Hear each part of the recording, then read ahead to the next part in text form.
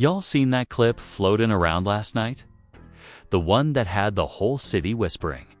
Yeah, that one. The dark photo, the sirens in the background.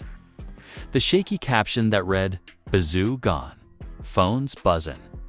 Comments flooding, ain't no way." Durk would have said something. This gotta be cap. But by the time the morning hit, it wasn't rumor anymore. It was reality. THF Bayzoo, Durk's right-hand shooter. The muscle behind the movement, the one everybody called the main sniper, found dead under circumstances too clean to be random. No statement from OTF, no post from Durk, just silence. And if you know how this game works, that's silence. It speaks louder than 1,000 words. See, the internet want answers. They want drama. But what's brewing behind the curtain ain't for show. 'Cause Bayzoo wasn't just a name, he was a symbol.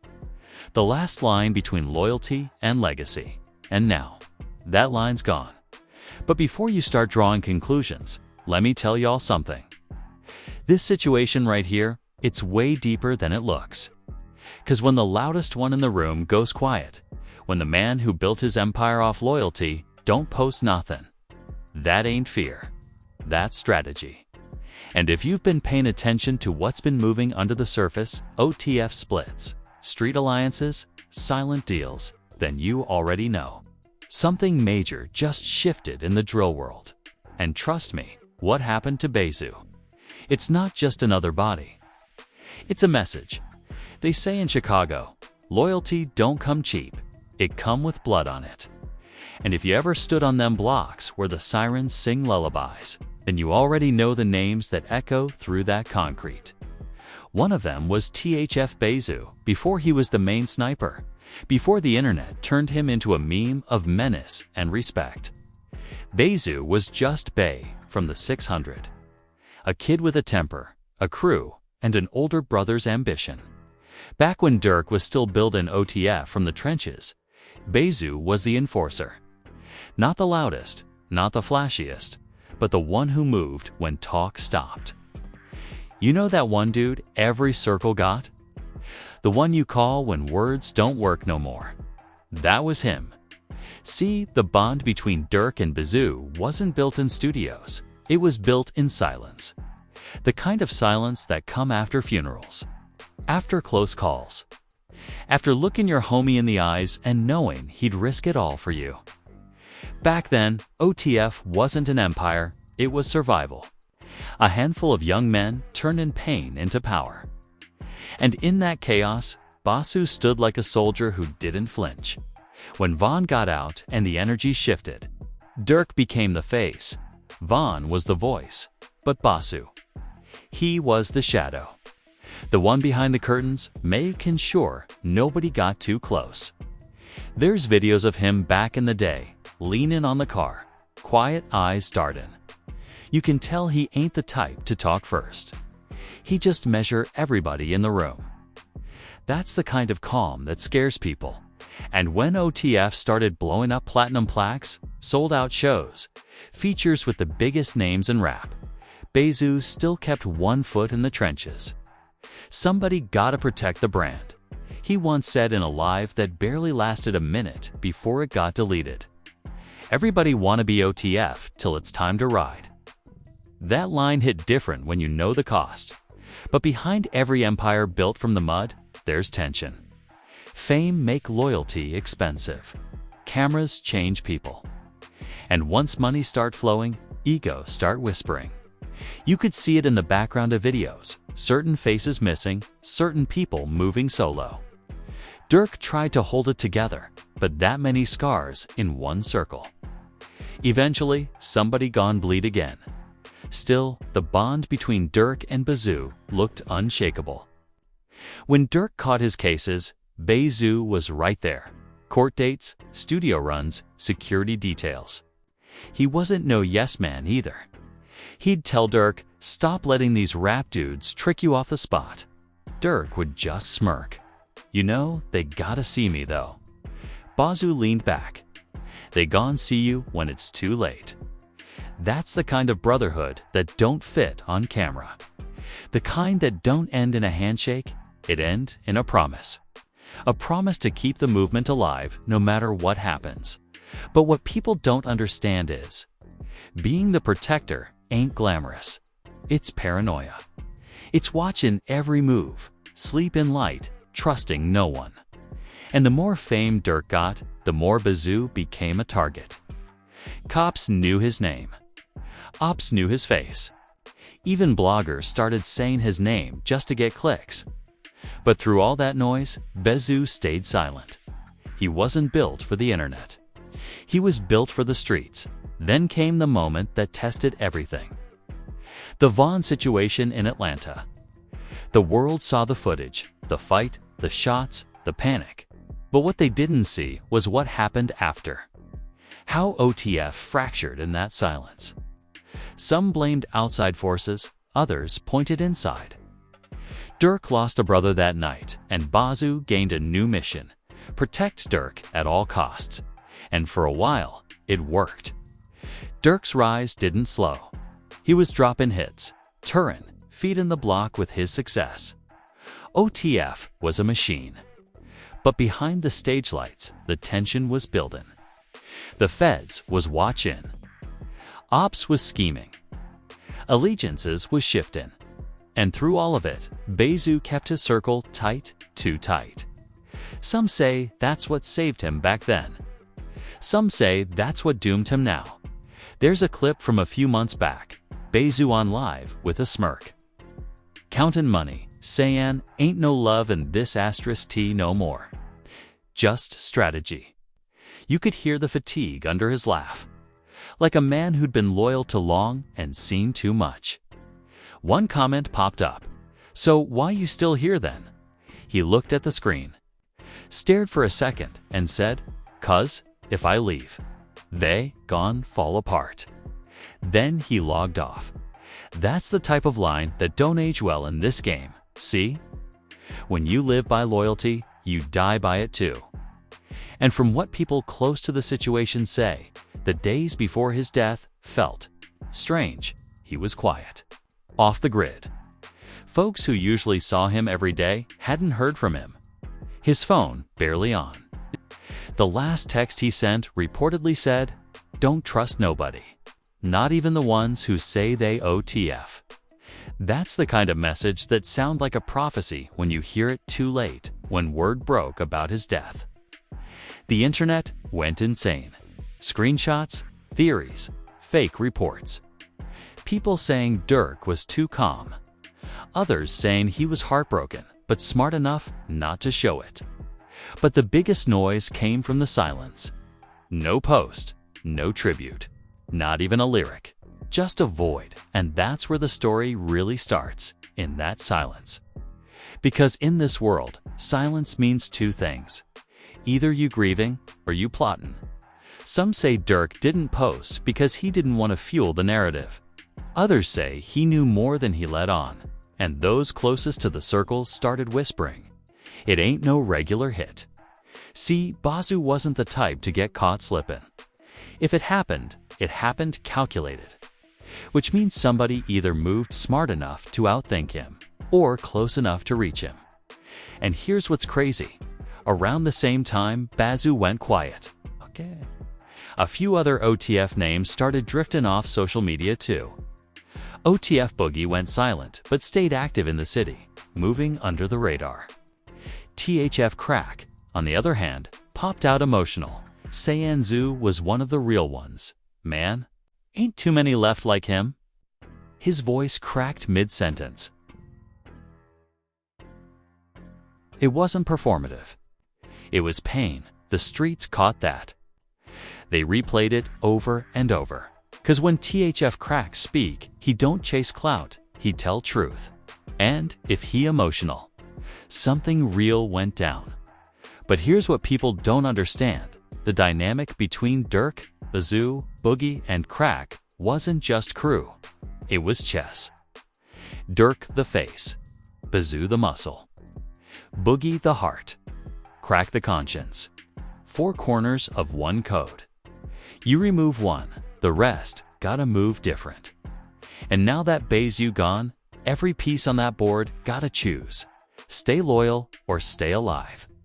That's the foundation of this whole story. Loyalty versus legacy. Durk built his brand on both.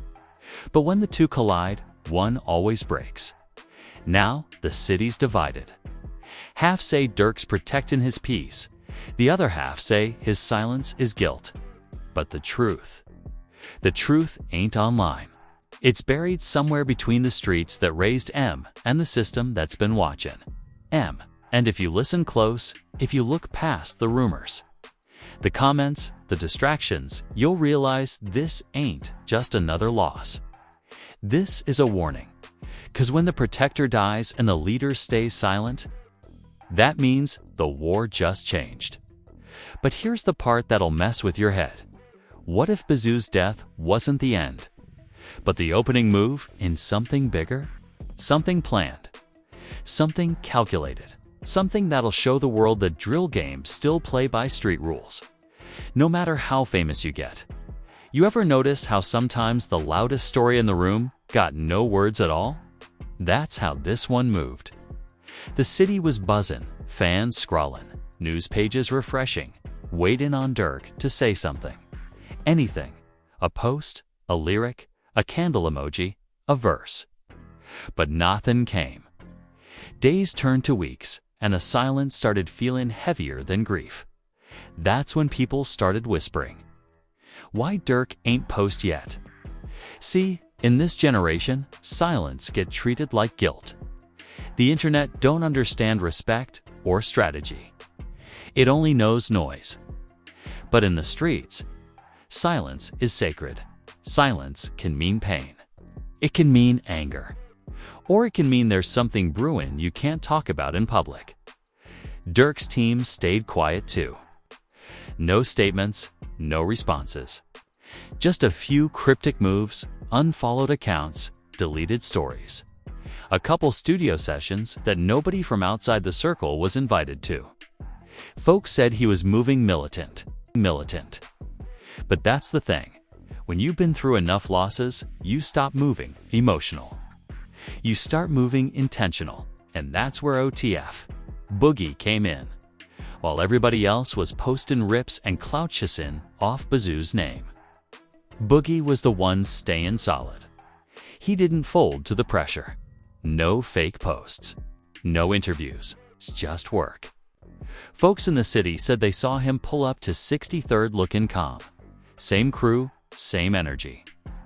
Zoo ain't die for nothing, he told one of his homies. We gon' move smart. We gon' move quiet. That right there? That's street leadership. When chaos hit, real ones don't panic. They reorganize, but the silence didn't sit right with everyone.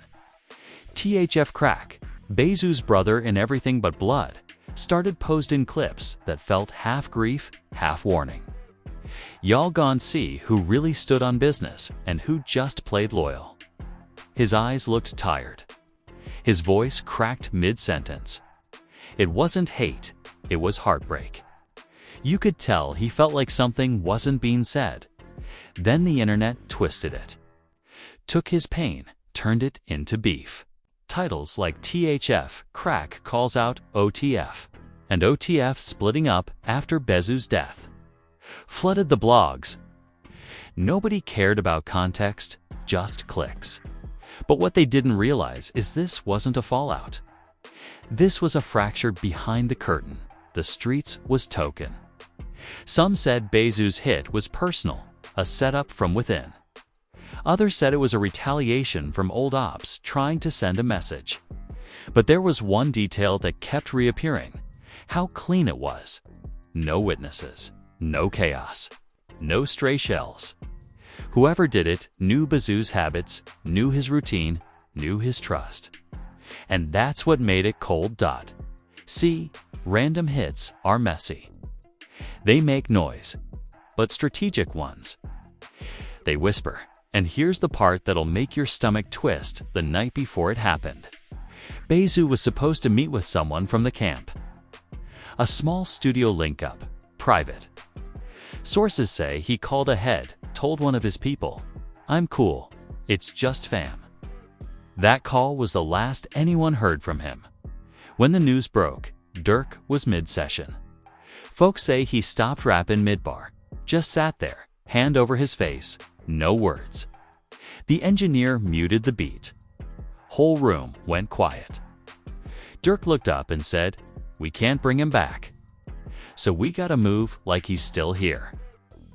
Then he told everyone to clear the room. That's leadership under pressure. Calm but deadly. Strategic silence. But here's what people don't understand. When you're the head of an empire, every reaction becomes evidence. Every tear becomes a target. Durk learned that years ago. That's why he didn't post. Not because he didn't care, because he knew the streets and the system both watching. And when both sides watch, the only weapon left is composure. Still, the silence had weight. Fans started speculating. Ops started token.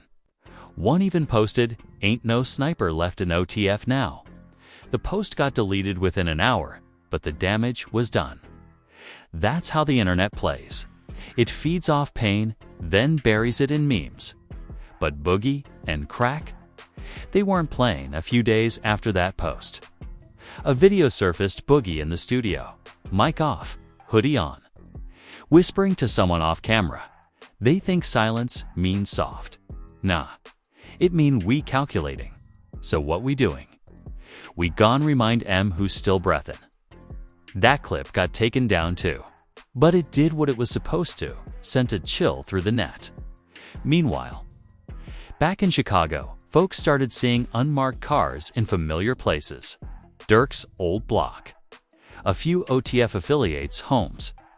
The kind of presence that don't announce itself, but makes you feel watched.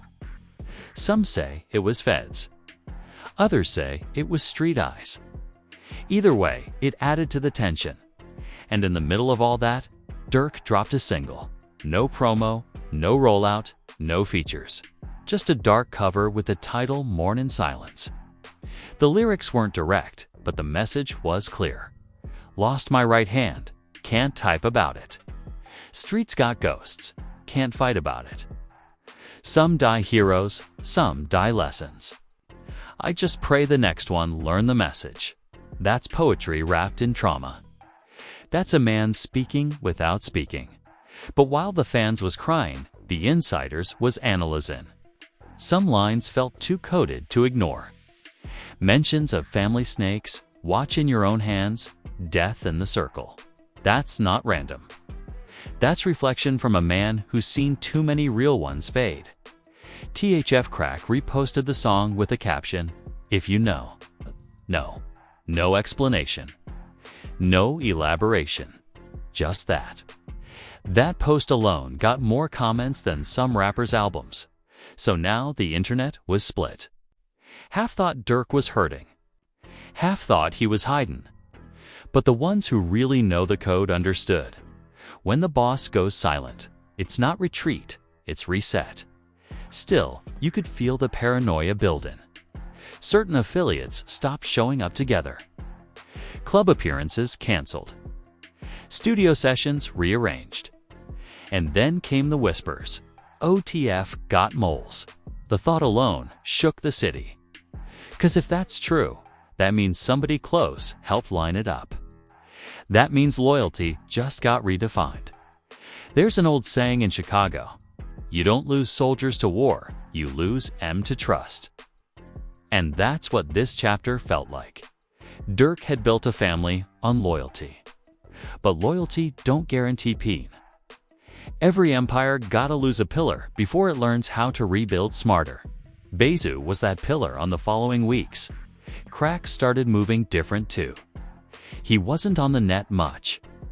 When he did pop out, he looked tense. One night, someone asked him on live, "You still rock with Durk?" He paused, looked straight at the camera, and said, "Rock with. That's family. But even family needs space after funerals." That's a real answer from a man caught between love and survival. Boogie stayed down though. Stayed off the apps. stayed out the blogs. Folks said he'd been seen at the same spots he used to hit with Bayzoo, pourin' liquor, pryin', just thinkin'. Some called it guilt, some called it respect. But those who knew better said he was just staying solid, representing how loyalty's supposed to look when the lights go off. And through it all, Durk never said a word. No tweets, no interviews. Just motion. 'Cause in this game, motion is message. That's when the narrative flipped. People started realizing maybe Durk's silence wasn't about grief or guilt. Maybe it was about precision. Maybe he was building something behind the curtain.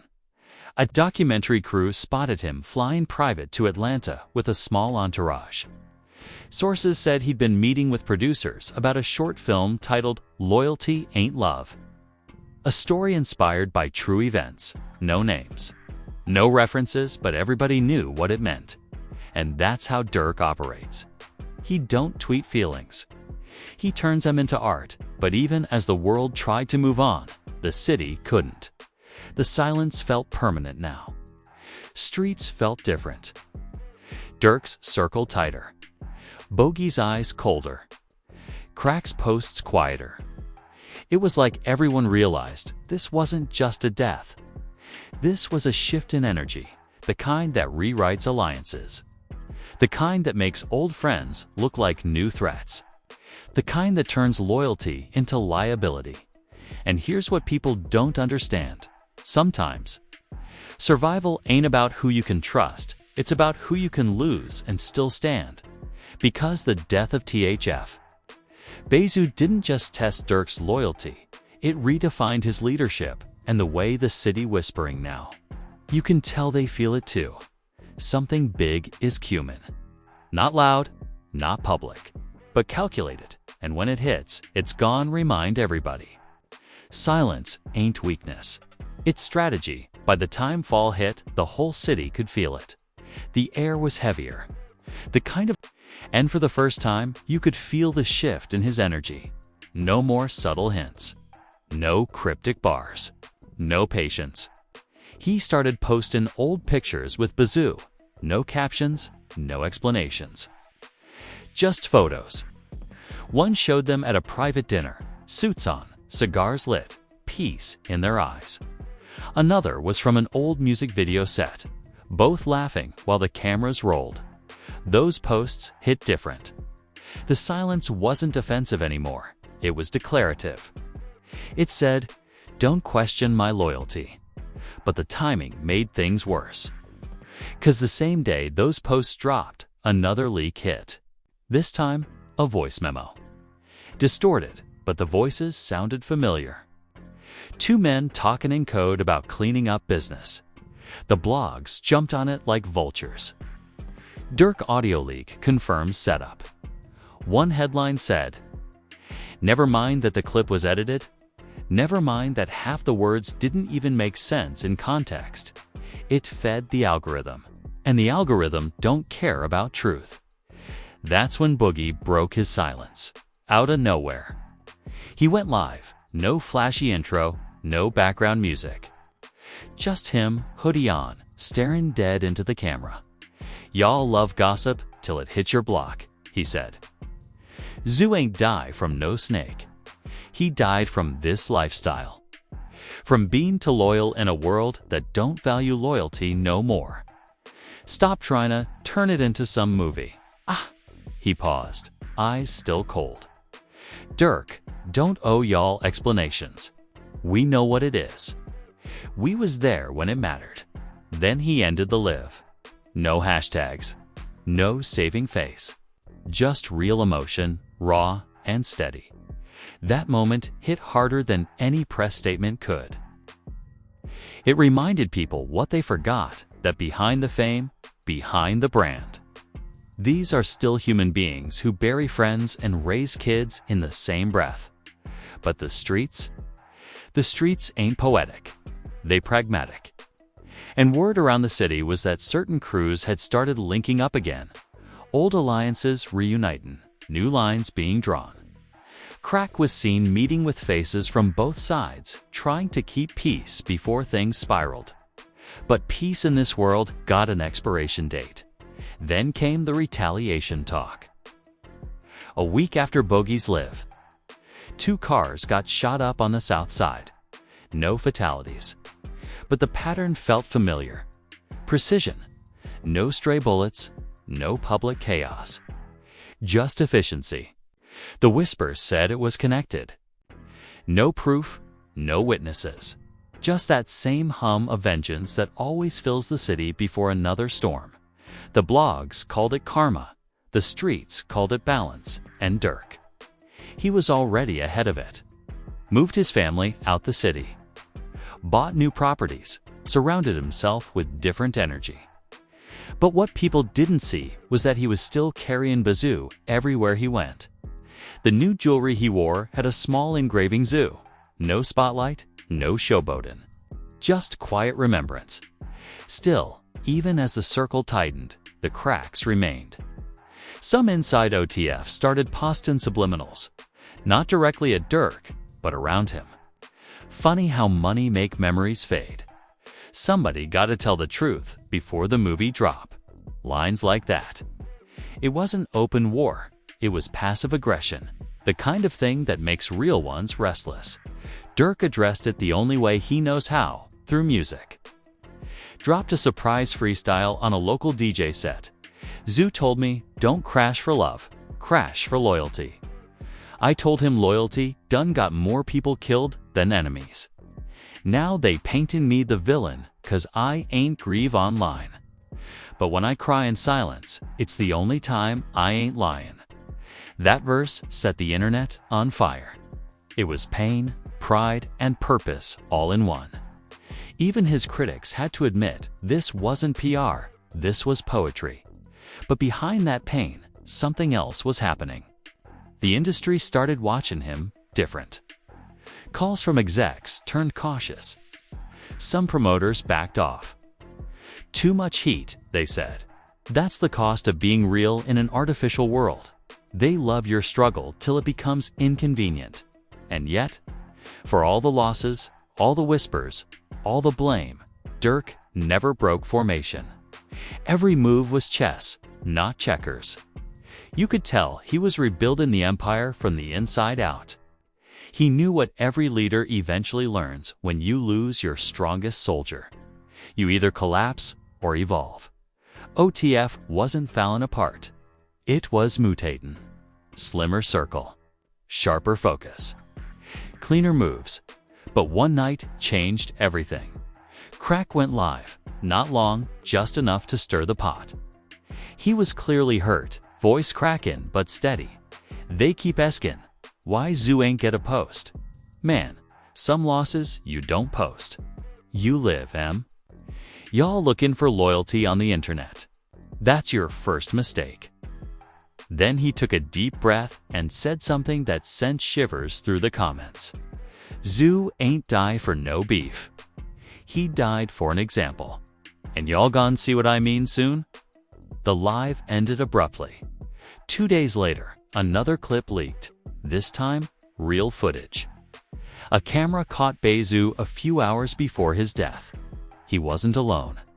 He was talking to someone blurred out, but the caption read, it was an inside talk, not an ambush. Nobody knew who leaked it or why, but that single frame reopened every wound. The street started humming again. People realized the truth about Bayzoo's death might not just be revenge. It might be revelation. And that's when it hit everybody watching from the outside. This wasn't a random story anymore. It was a case study in loyalty, survival, and silence.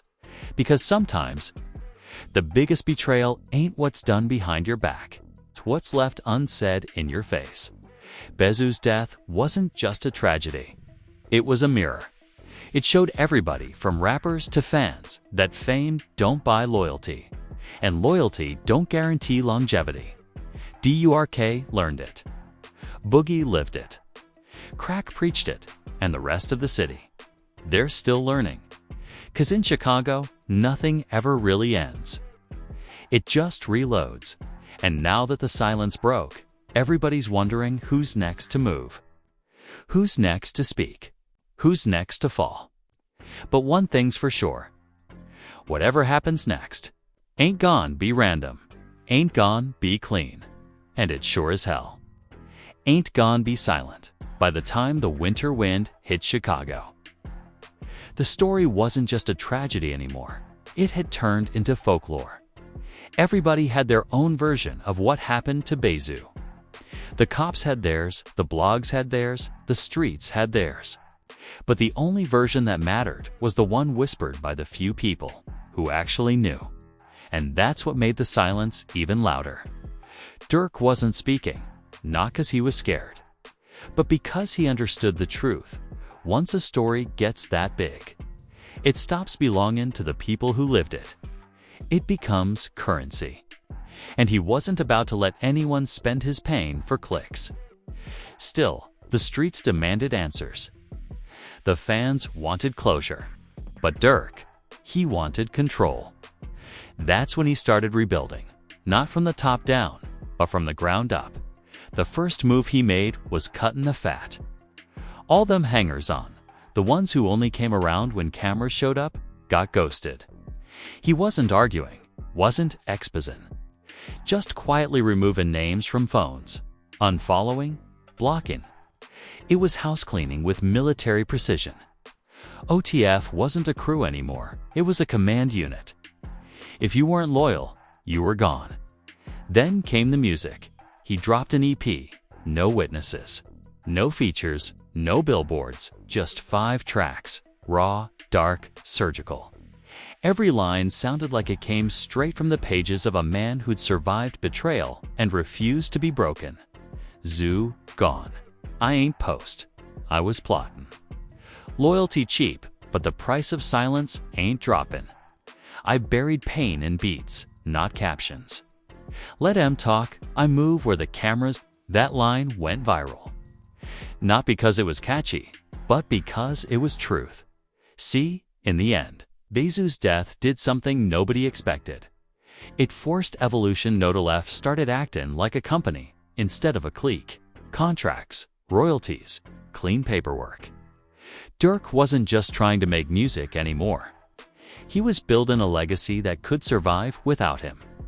The same kid who once fought to escape the trenches was now teaching others how to avoid them altogether. That's how you know a man's been through fire. He start warning others before they walk in. But don't get it twisted, that piece didn't mean weakness. It meant maturity. Crack came back around too. The pain on his face was still there, but it had settled into wisdom.